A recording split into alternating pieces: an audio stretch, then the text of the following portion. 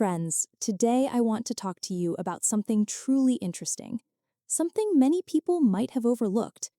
Princess Sofia of Sweden has just celebrated her 41st birthday, and the palace shared with the public a completely stunning portrait that honestly made me think about quite a few things. But the most intriguing part is not the portrait itself, but what happened literally 1 week before this event.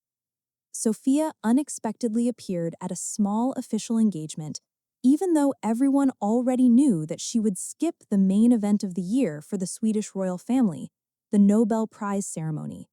And this is where it becomes truly fascinating, because this story tells us much more about modern royal life than any official statements ever could.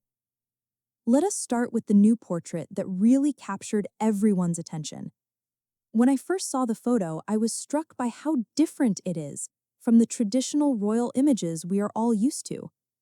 No tiaras, no orders, no lavish decorations or symbols of monarchy. Just a woman dressed completely in black, standing against a neutral background. And you know what? The power of the whole image lies exactly in that simplicity. Sophia looks incredibly confident, calm, and mature. And it is that very naturalness that is so often missing from official royal portraits. Now let us talk about what truly intrigued everyone who follows the Swedish royal family.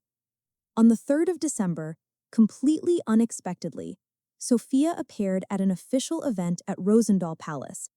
And this was a real sensation, because the event was not even listed in the royal family's official calendar. Imagine the surprise of journalists and royal fans when they saw the princess at a ceremony celebrating the 200th anniversary of the Rosendal fountain, which, by the way, has special meaning for Sophia because it was made of granite from her hometown of Älvdalen in the Dalarna region. Sophia gave a short speech about the unique stones of Älvdalen and the history of Swedish craftsmanship, and then took part in a symbolic ceremony installing an egg made from the same granite, echoing the 100 original eggs that once decorated the fountain, but were later stolen. The event itself was quite modest by royal standards, but its significance was different. It was the fact that Sophia chose this particular moment to appear in public, just 1 week before her absence at the biggest event of the year would become obvious to everyone. And now we come to the most interesting part. On the 10th of December, the grand Nobel Prize ceremony will take place in Stockholm. Without exaggeration, it is the most prestigious and significant event for the Swedish royal family. It is broadcast worldwide.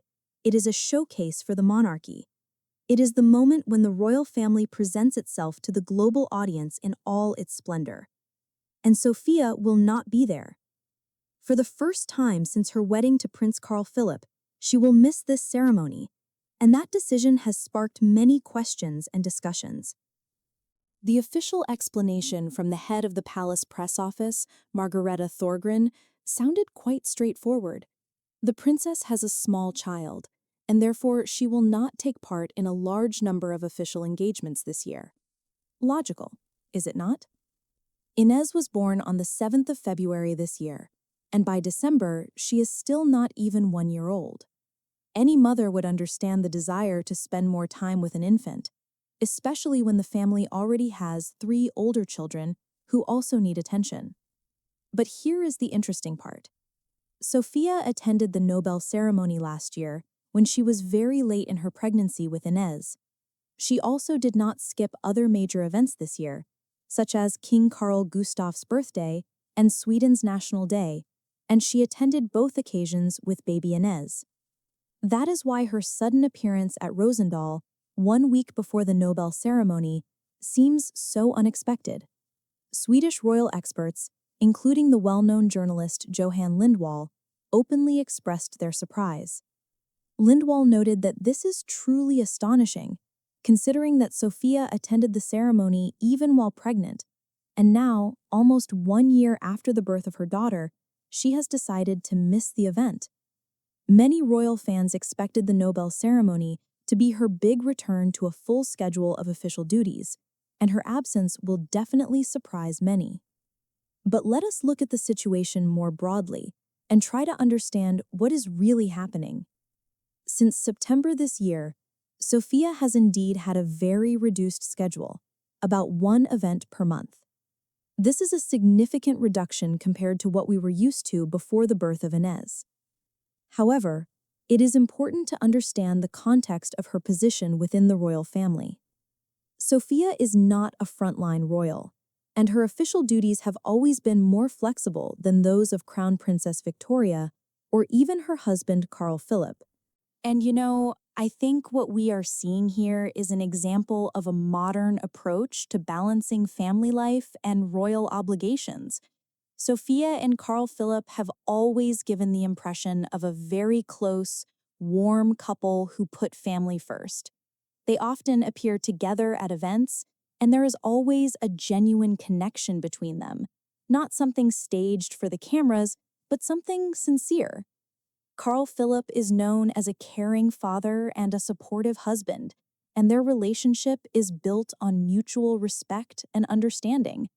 They make decisions about their life together, and it is clear that Sofia's decision to skip the Nobel ceremony was made jointly with her husband's full support. Having 4 children is a serious responsibility, especially when the youngest is not even 1 year old yet. Alexander and Julian, the twins, are already quite grown. Gabriel also needs attention, and then there is tiny Inez. Balancing the upbringing of 4 children with official duties is not easy, even when you have all the necessary help, which members of the royal family certainly do. And I think Sofia's decision to focus on motherhood during this period of her life deserves respect, not criticism. Moreover, let us be honest, the Nobel ceremony is not just a few hours in a beautiful gown. It is a multi-day event with a banquet, a concert, numerous official meetings, and a whole set of protocol obligations. It requires enormous physical and emotional energy, careful preparation, long hours in formal outfits and high heels. It really is very demanding, even if, officially, the princess could have resumed her full activities by now. In my view, this is not an abandonment of duties, but a conscious choice in favor of family during a particular stage of life. And Carl Philip clearly supports that choice completely, which says a lot about the healthy dynamic in their relationship, where both partners have a voice, where decisions are made together, and where the well-being of the family comes first. So what do we have in the end? A princess who, on her 41st birthday, presented the public with the portrait of a mature, confident woman who has found her style and her place within the royal family. A woman who is not afraid to set priorities and make choices in favor of her family, even if that means missing the most prestigious event of the year. A woman who wears around her neck the symbols of her 4 children as a reminder of what truly matters in life.